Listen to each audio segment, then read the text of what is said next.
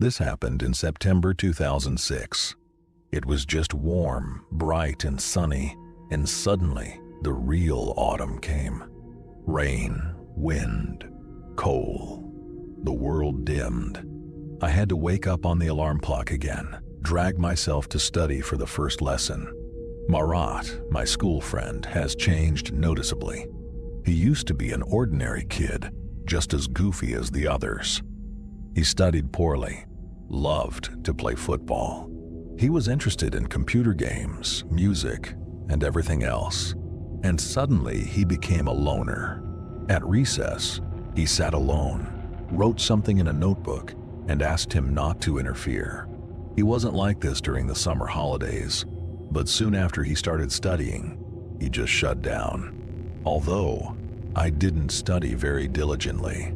I went to school just for show, and sometimes I skipped classes.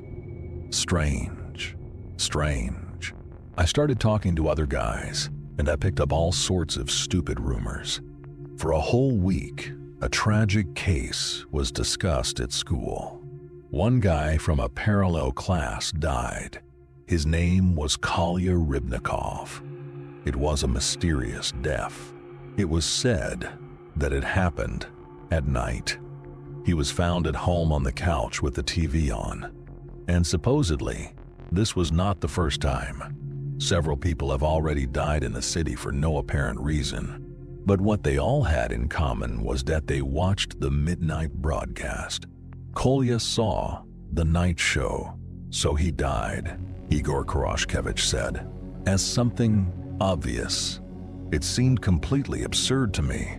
"What kind of late-night show? Don't you know?" asked Koroshkevich. "If you watch TV at night, you can accidentally see a deadly program. It makes brains boil and boil hard." I was too old for myself to believe in such stupidity. And what is shown there? No one can tell you that. Everyone who saw the late-night screening died. The guy was completely serious, believing in every word he said.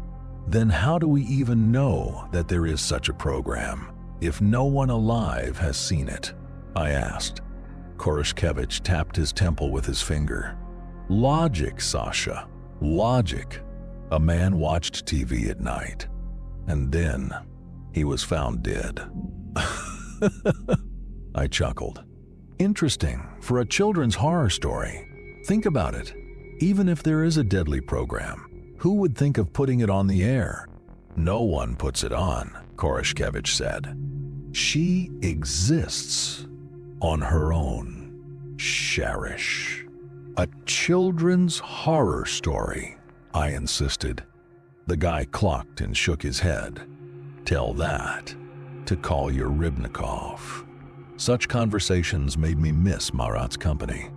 The other boys seemed to me to be stuck in a distant childhood. I was not in the habit of imposing myself, but our communication was dear to me. My friend was sitting in the dining room with the hood of his hoodie pulled up to his eyes. He was writing something in his notebook and was distracted only by taking a sip of tea. I also bought tea and a bun with sugar and sat down with him. "Hello, Marek." "Hello," he muttered without looking up. "Are you all right?" I asked. "It's fine," he answered automatically, completely ignoring my words. "You don't say much lately," I said. "I'm following you, pulling you out." "I don't see any point in talking in vain," Marek interrupted. That sounded rude. I thought about it and asked, "Did I offend you in some way? Did you do something wrong?" "No, I've already told you. I don't see the point in talking in vain," he repeated. I got a little angry. "What's the matter with you?" He wasn't listening to me. He continued to write, covering the pages with his hand. Well, let him go as a hermit. It must hurt. I wanted to be proud, to prove that there was something to do without him. And yet, I missed him. It turned out that it wasn't so easy to find new friends, so I made new attempts to talk to him. I came up to the dining room a couple of days later and asked, "Are you busy? Fall down?" He replied, Back then, for once, he didn't write anything, but just sipped tea with a thoughtful look. "You've changed so much," I said, trying to catch his eye. "You walk alone, you're silent." "All the time. I have a case," Merrick replied. "Which one?" I asked. "You wouldn't understand," he said somehow arrogantly. His words infuriated me again, and I moved to another table. But he didn't seem to notice it. He doesn't care, but I feel bad. I would also like to spit and forget, but it didn't work out. Despair crushed me. However, it soon ceased to be a serious problem. On Thursday night, something terrible broke into my life. I was fast asleep, and I don't know what woke me up from. My head was throbbing. There was a faint beeping in my ears, like a television signal. I turned away from the wall and looked at the door. Pale light flickered under the threshold. Was Mom still watching TV? Or did you just forget to turn it off? "Mom!" Nothing in response. Just a strange noise, like static. I reluctantly crawled out of bed. I was already angry that I had to do it. Sounds. Some music was playing from behind the door. A melancholic, recurring motif. A leisurely waltz played on an antique, slightly out-of-tune piano. Or maybe a hurdy-gurdy. I opened the door a crack. Hypnotic lights and this quiet music were flashing in the hall. Such familiar crystal notes. Something from my childhood. As if in a dream, I followed the sound. The TV in the hall was flickering all over the room. An inner voice told me not to look at the screen, but it was impossible to resist. Something made me sink into a chair. The screen was filled with colored static.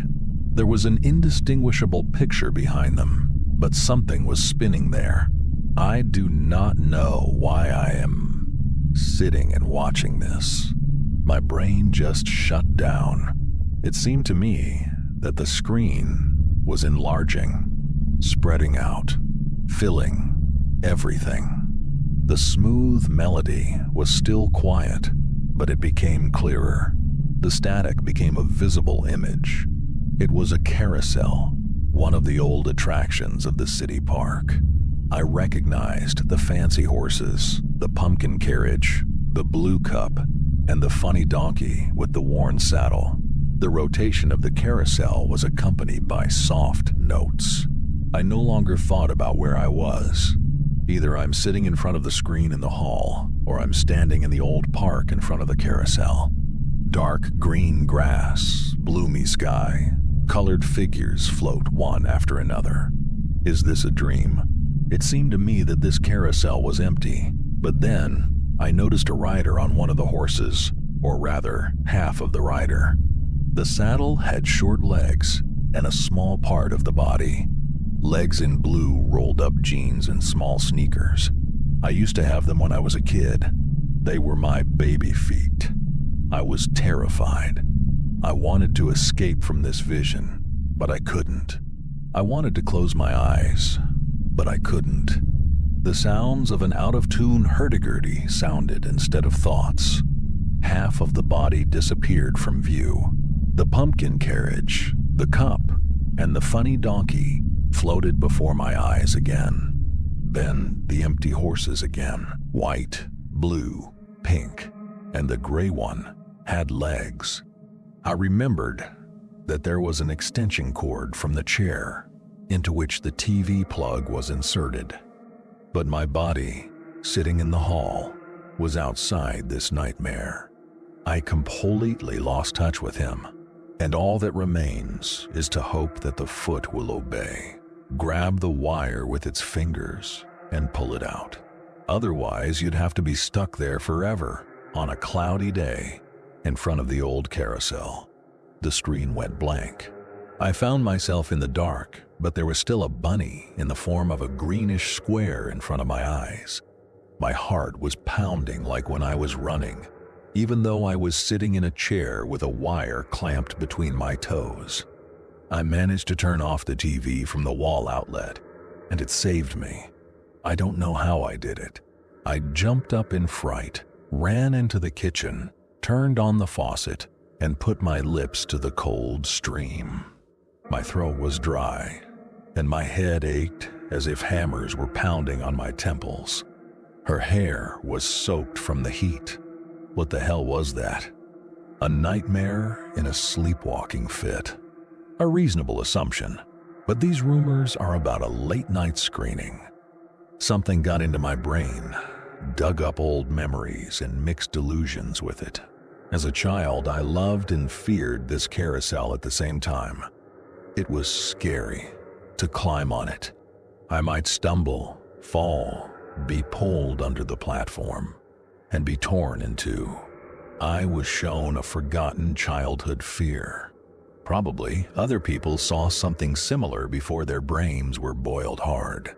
The desire to sleep was completely discouraged. I stayed in bed until morning. Then I took a nap until the alarm went off. I packed up and went to school. I couldn't wait to tell someone about it. It's necessary. Survive the night screening.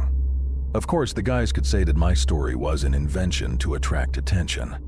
And I chose someone who would listen to him without emotion, or even with complete indifference. Marika.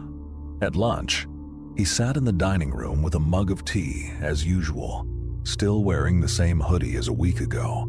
He was always not too focused on fashion, but it already seemed like too much. His clothes were stained from food. His face was pale. There were blue circles under his eyes, and his blonde hair was matted and sticking out from under the hood like old tow. I completely let myself go with my so-called business. Boy, have you ever heard of a late-night screening? My friend didn't even flinch at first, but when he heard the last phrase, he looked up. There was interest in them. Well, yes, I heard, of course. I didn't believe it, but last night I think I saw him, I said. Marek stared and leaned across the table. Have you seen it? And stayed alive? I didn't expect such a reaction from him. Do you believe me? Was it at your place? He asked impatiently. I nodded. Yes. Who cares where? There is a difference. Marek began to behave even more strangely than before. You couldn't get to him, but now he was eagerly listening to every word I said. I'm not sure exactly, but it was so weird. I woke up at night and noticed that the TV was flickering in the hall. And there was some music. I sat down at the screen and saw a strange picture. It's him, the noise man. Marek unceremoniously grabbed a bun from my tray, took a bite, and began to chew. Whew! I didn't understand what he was talking about. The friend took another bite and mumbled. It doesn't matter. I watch telly every night, trying to catch him, but he doesn't want to get caught. Marek seemed like a complete lunatic to me. Do you want to die? I want to destroy it. The guy finished my bun, washed it down with tea, and wiped his lips with his sleeve. How to destroy it. Now I understood what he was doing. I'm just obsessed with the rumors about the late-night show. I'll come to you tonight and tell you. Marek promised. I didn't like this idea. I'm sorry. I can't invite you. Mother doesn't like late-night guests. These are the rules. What the fuck are the rules? We have to act. The friend behaved like a complete lunatic. I was even a little sorry that I had brought up this topic. Who do you think you are anyway? Don't you want to invite me to your place? Then you'd better smash your TV. Now he's part of his network. The nighttime show is spreading. He will come back to your house. Having said that, Marek threw his notebook into his backpack, got up from the table, and left. He was right about something. Last night the TV almost killed me, even though I wasn't even going to watch it. I was lured by the light and the melody. It could happen again. If not with me, then with Mom. and I decided that I would break our only TV. I won't break it. I'll just unscrew the case and take out some important part. But I didn't get a chance. When I returned from school, my mother was already at home and sitting in an armchair in front of the TV. I thought I should give her time, but she just sat there until the evening. When the opening music of her favorite show came from the audience, it became clear to me that this was going to be a long time. To the applause of the audience, I invite the first 3 players to the studio. The first 3 are in the studio, shouted Leonid Arkadyevich. I stuck my head in the door and said, "Mom, you don't leave the TV at all. It's harmful." Mom was sitting in an armchair, crossing her legs. There were cupcakes and a cup of tea on the table nearby. "How many years have you been watching it?" I asked. "Don't bother." Mom looked at me sideways. "I bought you your computer, so go play there. What more do you want?" Yes, we used to constantly fight for a place in front of the TV. She wanted to watch her boring movies, TV series about love, and I wanted to watch cartoons. Our family wasn't rich at all, but by the time I was 15, I had enough money for a computer, and I finally caught up with my classmates. What didn't dolls have in ancient Russia? A question sounded from the TV. "Sasha, do you know?" my mother asked. "Brains," I replied, and went to my room. "Ugh, you fool." She called after me. After a sleepless night, I didn't feel childish. I realized that I might fall asleep too early, so I set the alarm for 11:30 at night. I thought Mom would definitely be asleep by then. Then it will be possible to paint the hall and make your plans.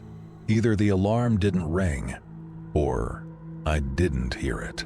But something inside made me open my eyes.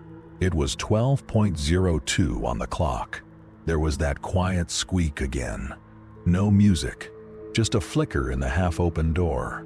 I lay on my side and covered my head with a pillow. It was impossible to be under the influence of hypnosis again. And then it hit my head. Mom, what if she's still there? Unfortunately, I was right. I don't know if she stayed in the gym until midnight or returned there later. I opened the door and saw her sitting in a chair in front of a flickering screen. Her head tilted slightly to the side. His mouth was twisted. Saliva was foaming on his lips, and his eyes were spinning wildly. The late-night screening was killing her. "Mom!"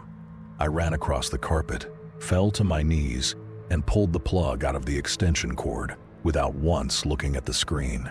The room was plunged into darkness. I got up, rushed to the floor lamp, and turned on the light. Mom was sitting in an armchair, leaning to the right.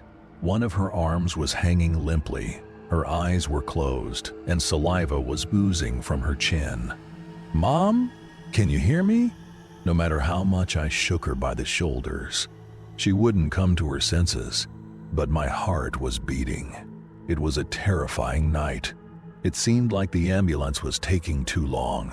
Grandma wasn't answering her phone. She had been asleep for a long time and hadn't heard anything.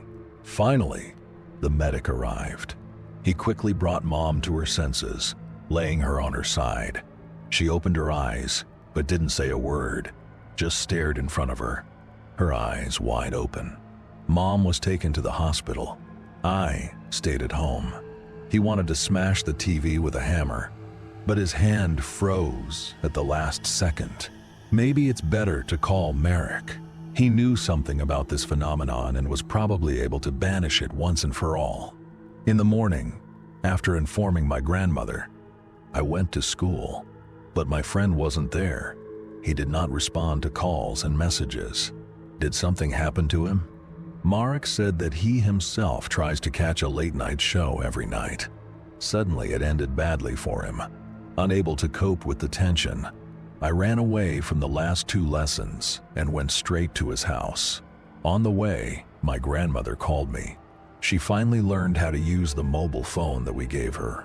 "Sasha, I went to the hospital to check on my mom. Grandma was shouting into the phone, afraid she wouldn't hear her. "How is she?" I asked. "It's fine," Grandma replied. "And what does he say?"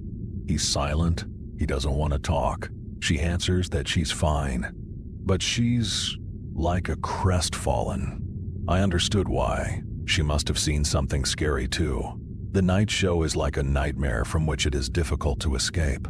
"She'll be fine," I said. "Should I come over tonight?" Grandma asked. "What for? I'm not small anymore." "Well, as you wish." That was the end of our conversation. I have already arrived at my friend's house, went to the code door, and dialed his apartment number. "Yes?" It was Marek's voice, and my heart immediately felt lighter. "Hi, Marek, this is Sasha. Why haven't you been to school?" I skipped. "I should have gotten some sleep," he replied calmly, and then pressed the button for the door to open. It was an invitation to come in. I went up to the second floor. Marek was standing in the doorway. He looked sleepy and disheveled. "Are you on business?" he asked. "Yes," I replied. "I won't have anyone today. You can come over." "Do you really have a plan to destroy this thing?" "There is, and you will help me." Marek beckoned me into the apartment. "I don't want to," I replied, hoping he could handle it on his own. "You will help," the friend repeated. "As much as I can," I promised. We went into his room, which looked like a dump. There's a pile of clothes in the corner, a lump of blankets on the bed, trash on the floor, a bag of crackers, and soda bottles. There were 3 televisions in the center. There's a big-bellied Ruby 208 on the floor, and on it is a small Funai and an old black and white UNOST 46D TV receiver. I imagine Marek sitting up at night and staring at 3 screens at once. He's crazy, or he really knows what he's doing. "You'll be the bait," the friend said. "We'll go to your place. You'll sit down and watch the TV until it turns on. At this point, I will cut the cable. The dummy will be locked in a drawer. That's where I'm going to kill him." "I'm kind of scared," I confessed. Marek approached me. His gray eyes shone like polished silver. He pointed at his chest. "Do you know what we're doing?" "Stopping the silent invasion. This is not just a phenomenon, but a living being. Not from our world. It studies people from the inside out in order to become like us. If left unchecked, they will spread everywhere like a virus." "Are they?" "So there are a lot of them?" I asked. "A lot," my friend confirmed.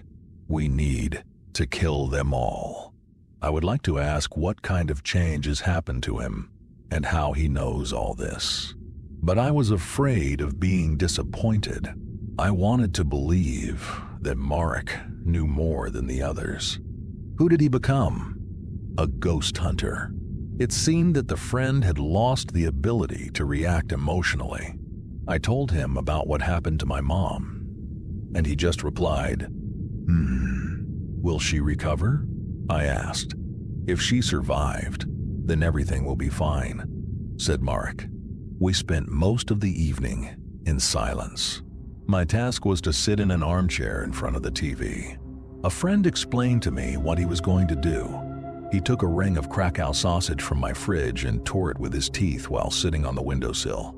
There was a floor lamp in the room. I saw my reflection in the dark screen. I could hear Marek slurping loudly behind my back. Suddenly the lamp flickered. Now, returning in running poses, they floated before my eyes.